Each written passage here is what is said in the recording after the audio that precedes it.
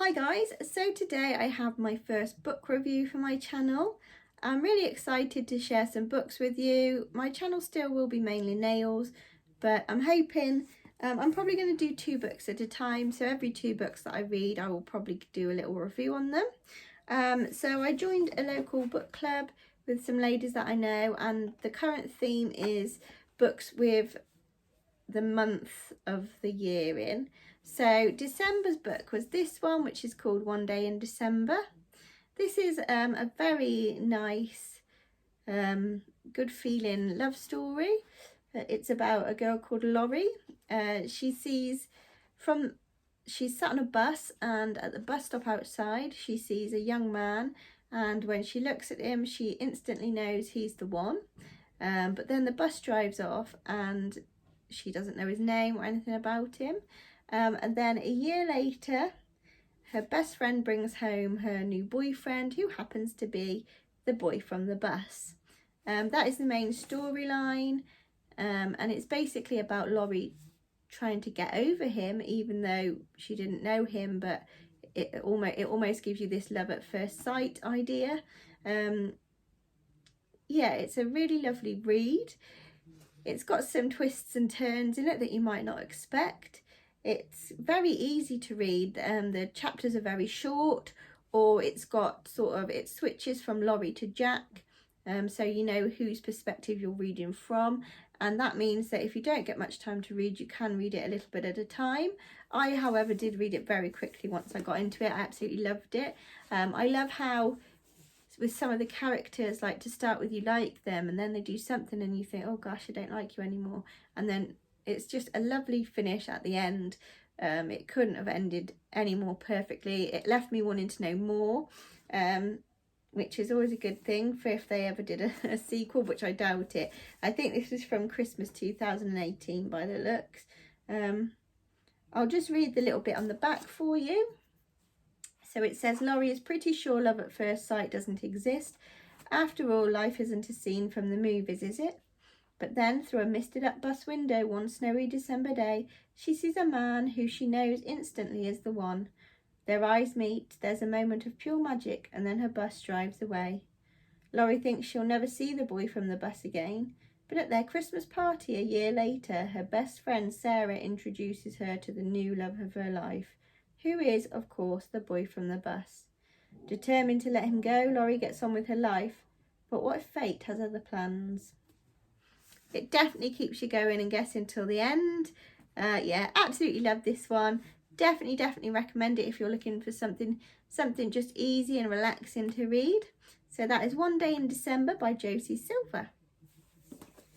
The next book, so I actually, although that was December book, I did read it.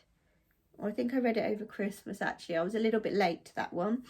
So the next one is called January 1st, and this is the book for January. It's by a man called Michael Schofield, and it's based on a true story of his daughter who suffers with what they think is mental illness. So I'll read you the back of this one. As a newborn, January sleeps for only 20 minutes at a time.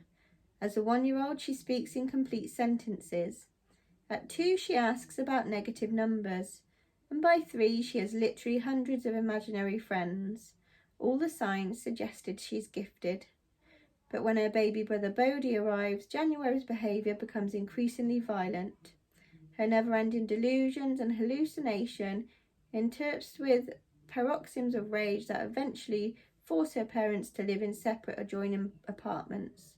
This harrowing memoir is the desperate story of Michael's mission to find out what is wrong with his highly intelligent daughter.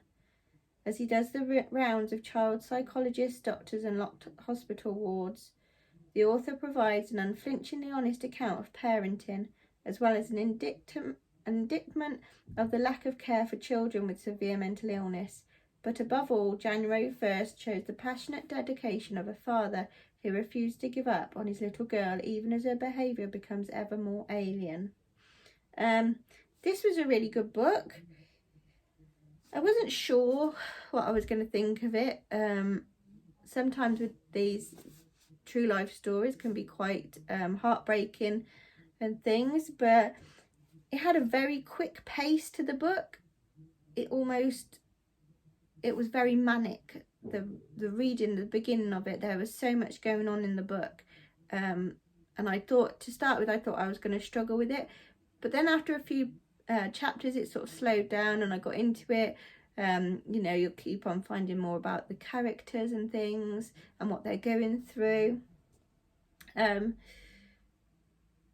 It's a very sweet story. It's a very sad story. It really makes you think, and it's really quite worrying sometimes that even though this was quite a recent book, that the family didn't get, or it portrays that they didn't get a lot of help, which always worries me when it comes to mental health. After reading the book, I decided to do a bit of research, and the family have become quite famous.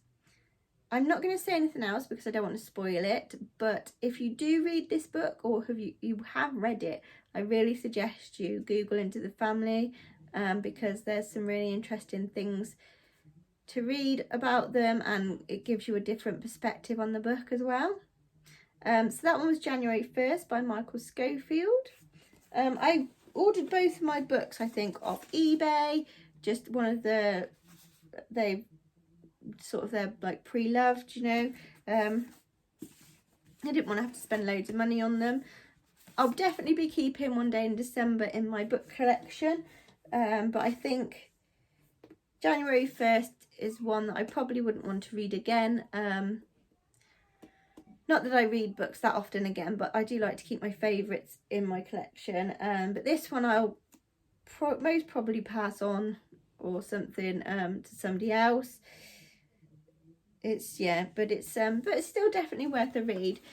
So thanks for tuning in for that one, guys. I know it was quite short, but I didn't want to make these really lengthy. If there's any other details you want to know about the books, then let me know in the comments down below. Let me know what you've been reading, or if you've got any recommendations for me.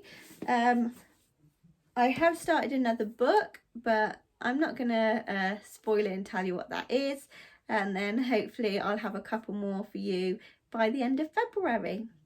So thanks again, guys. If you like this video, please leave a thumbs up. Don't forget to leave me a comment and subscribe if you haven't already. And I'll see you next time. Bye.